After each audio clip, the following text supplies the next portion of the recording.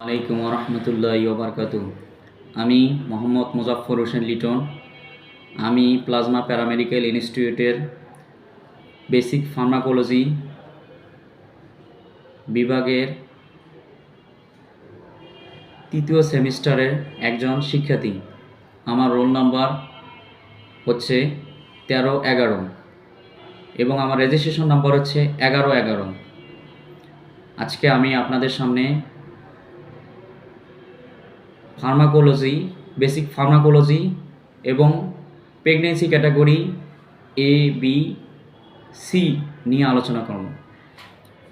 প্রথমে basic pharmacology অর্থাৎ medical সায়েন্সের যে শাখায় সাধারণভাবে ওষুধের ব্যবহার বিধি, শোষণ,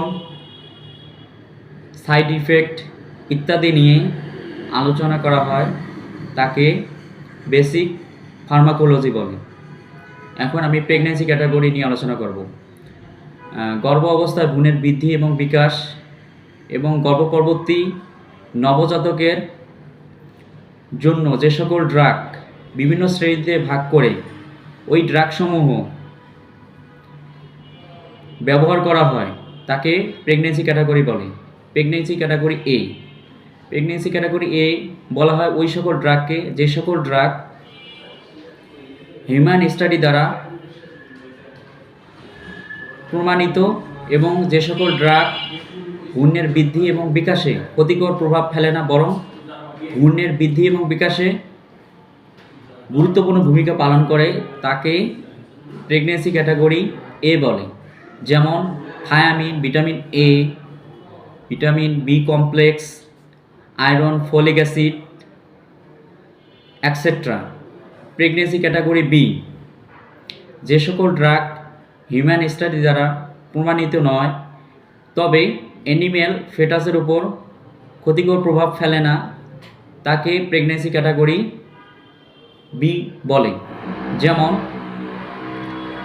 pantoprazole, esomeprazole, paracetamol, aspirin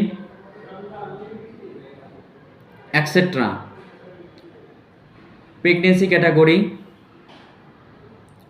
C যে সকল ড্রাগ হিউম্যান স্টাডি দ্বারা প্রমাণিত নয় তবে অ্যানিম্যাল ফেটাসের উপর ক্ষতিকর প্রভাব ফেলে, তাকে প্রেগনেন্সি ক্যাটাগরি সি এ ড্রাগ বলে।